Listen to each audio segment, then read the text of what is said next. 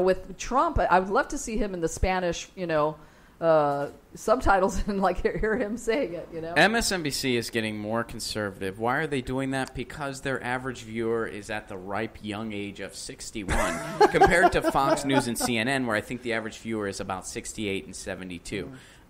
It's a sinking ship, but the gravy train is still there. You turn on any cable news station, and it's not just Fox News. I mean, sure, they're the worst culprit, but they're all guilty of the same shit at the end of the day. You turn on cable television news, every third commercial is from the oil and gas company. You think they're doing that because they want to get the word out? Like, hey, we're going to poison your water wells, just want to let you know we're here and we're your neighbors. No, they're not trying to get the word out.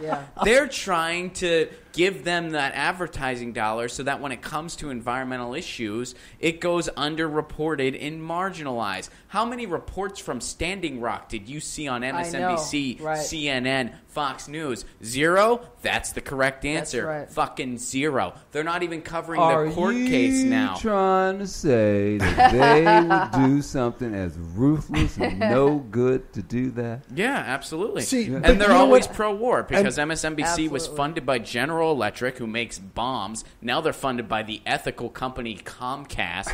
So you're always going to get if you look at a lot of the shows that have aired on Ron, Comcast-owned channels, Comcast makes bombs too. Subtle, I know. That's good. That's good. Thank you. I'll be here all week. So what I'm saying is this broken system, which is broken because we used to arguably have the coolest media structure ever in a democratic experiment back when it was government subsidized and different schools of political thought had their own newspapers prior to the 20th century. We still had issues with yellow journalism, but guess what? We got that now. We used to have it was out in the open. structure. That's one of the things. I would like to see the media go back to a time like when the network news was the Camel News Hour, sponsored by Camel Cigarettes. And I'm not saying we need to bring cigarette advertising back to TV. We already got it. But rather than... We have Cialis instead. Yeah, but boner pills and big oil. Average age 72. But let's just be honest about it.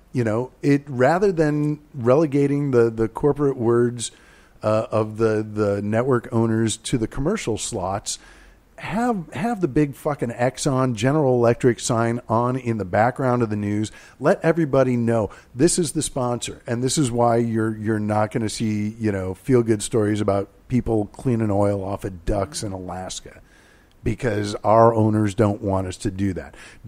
Just be honest about it.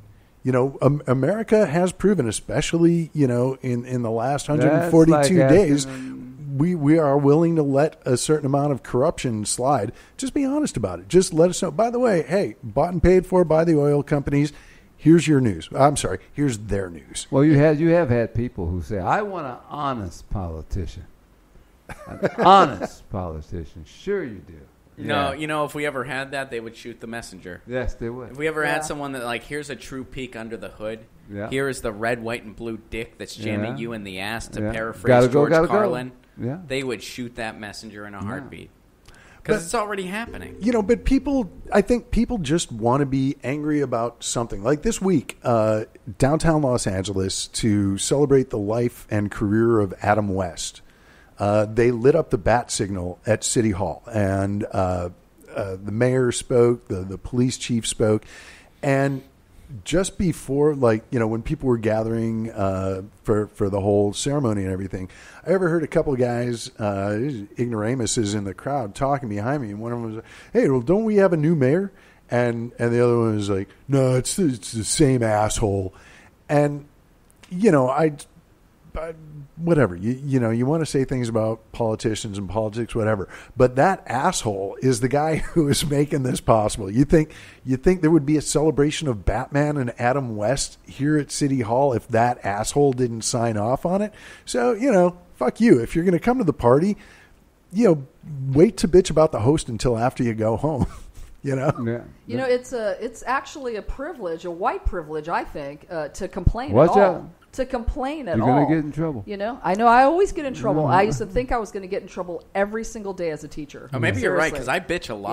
Yeah. I'm a white You guy, are definitely and, going to No, get in but trouble. do you know what I'm I saying? complain all the no, time. but we want you to complain. You know what I'm I mean, saying? Like, I think it's okay to call Yeah. a mayor an asshole and No, any I political- love all I'm of that. fine with But it. what I'm you know, saying but is, with like, no context and like, I'm oh, just the saying the asshole. normal- Right, it We're was here just- at it was his just out of party place of eating his whatever. food. You Yeah. know, The it's the just regular like, Gotcha. average Really? person is just trying to get to work and back and like work again and try to feed some people and feed their own face, and they're exhausted. I'm just talking about those people that can't even afford cable sometimes, or they don't watching cable. They're not listening to podcasts. They're not doing anything. They're just trying to get to work and eat. And some But people you are brought trying up to. white privilege. How dare you? You brought up white privilege. I know, because white people got the most money. Oh, They do at the top, and then they have the most power at the top, and it's not trickling down. It's not trickling? It did not trickle. No. And it don't trickle to women either, or Yeah. gay people, or unless wow. you're the two really rich gay guys who are log cabin Republicans.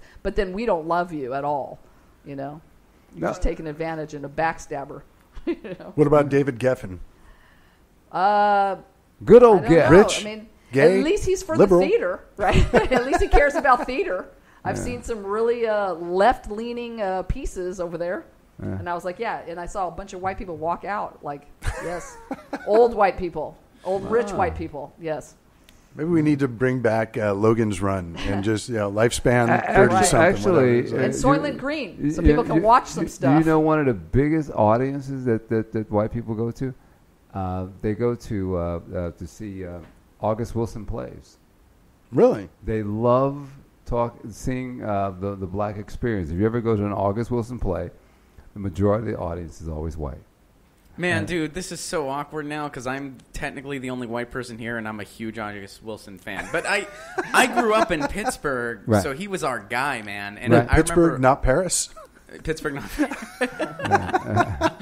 But yeah, man, August Wilson was our guy. He went to my high school for a year. Wow. And yeah, so I was like a big August Wilson fan. I worked in a warehouse. Like in college, I worked at this textbook warehouse, and there was an older guy that worked there with me, older black guy, and he grew up around that scene. So he would like tell me all these stories of August Wilson and stuff, and he was intrigued that like some 19-year-old long-haired hippie-looking kid with a bunch of piercings was interested in this shit. Right. Because he was like, he's an older guy. Like I think Francis is in his like late 60s at this point, but like. He would tell me all these stories about, like, August Wilson showing up to parties with just a yellow notepad, writing shit down and stuff. And I thought it was, like, the coolest shit I had ever heard. Right. To Anyway, know that, yeah, August Wilson. to be a two-time Pulitzer Prize and playwright, and the fact that even when I did Ma Rainey's Black Bottom, and I did it in Denver, and that if you ever wanted, for some reason, white folks have always studied black people anyway, but they would always be blacks. There were more whites going to his plays, and he always talked about the black experience, and everyone was always trying to figure out why are you. And they said it was just authentic. They loved the authenticity of what he talked about and how they were written. And it was something. If you say, well, Tyler Perry you can't even, because you can't do the same thing. Tyler Perry is no August Wilson. No. I still like Well, him. white but people I still did like a- Medea. Here's a question, though. Medea's cool. Playing devil's advocate here for a second. But, we talked on the show last week about, the whole idea of cultural appropriation. So, and again, asking another question of where is the line drawn? But where does it go? Where do you draw the line between people who are interested in learning about the experience, white people who are interested in learning about the black experience through the words and art of an actual black artist? Right. Where's the line drawn between that and, as the social justice warriors like to call it, cultural tourism? Well, I mean, when you look at a person that wants to look at the black experience, it's almost like someone wanting to study, Miles Davis, studying jazz. I mean, the British tell you, we stole from black people. Our music. We went and studied Chuck Berry, and we studied, Ma Rainey, and they tell you that. Whereas, that's why they enjoy it. They were authentic. They wanted to say, hey man, this is the greatest music, and you're not going to find it anywhere else. That's why we study it. So they appreciated it, and they also wanted to understand it. And whereas someone listening to Elvis Presley, no, we created it. He's the king. And that's where it came from. It came from us. No, it didn't. Oh, absolutely. And so you're not going. But see, you have to be around. Those are white people who get it. Those are white people that you can look at them and say, hey, you know what? This is wrong, and we shouldn't be doing this. Where there are others trying to say, well, but it's not. Like you brought up white privilege. I didn't bring that up. When you heard another white person say that there is a white privilege, we want you. It's not just that black people should be upset about things that happen to other black people. There should be white folks who know that this is wrong and saying if you are in a position of power and you know this, you should be speaking out on this too. That's why you're seeing more whites coming out about the Trayvon Martins and about the different things that are happening, because they say, look, man, you can't keep, this is wrong. You don't want to hire this person because even though they're better qualified, but you don't like their name, and once you find out what their name is, Daquan, okay, you're not going to hire them, even though they're probably better qualified than I am, but you're going to get a job to me because I'm white. Well, that's the whole point, is that we need people in power, the people that are in power, to help minorities of any kind. We just don't have enough people on our side. If you're talking about queer, if you're talking about black, if you're talking about, and even women. Okay, so women are 50% of the the population or whatever it is, but women have been oppressed all over the world. So, we need good men like you guys to help all of us. That's what I'm saying, to help the world to make a better place. I don't think I want that kind of pressure. Yeah, you have that pressure, sorry. Ron. Sorry. We're the pressure is on you, Ron. I mean, it has to go back, David, to when in the 60s when you saw, Frank Sinatra and all those guys deciding to march. That everybody decided that we're going to get out here and fight for this. Or, like when Frank Sinatra fought for Sammy Davis Jr. Sammy Davis Jr. was the number one entertainer, even bigger than Frank. But he couldn't go, he couldn't walk through the front door of the Sands Hotel. Well, that's why I would say, like going on all this, I always say, rock and roll music is such, maybe the best uniter we've had ever in the contemporary United States. Right. Because, Robert Johnson set the bar for rock and roll. He was a blues artist, but he set what rock and roll guitar eventually became, and then Chuck Berry took it to the next level. Right. And over time, you had people like Eric Clapton. Then they discovered it, and they were coming from a totally different place where they could just experiment with drugs and said, let's slow this shit down and see what happens.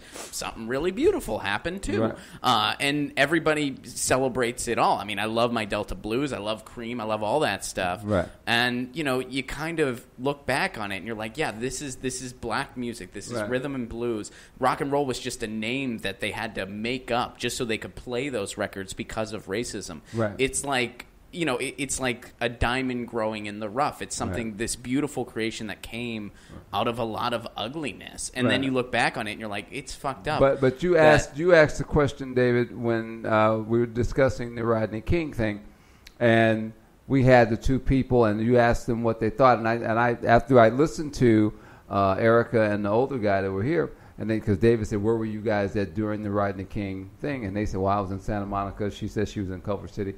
And they had really nothing to add. And I told them, I said, see, this is what I'm talking about. This is the opportunity to talk about race. Mm-hmm.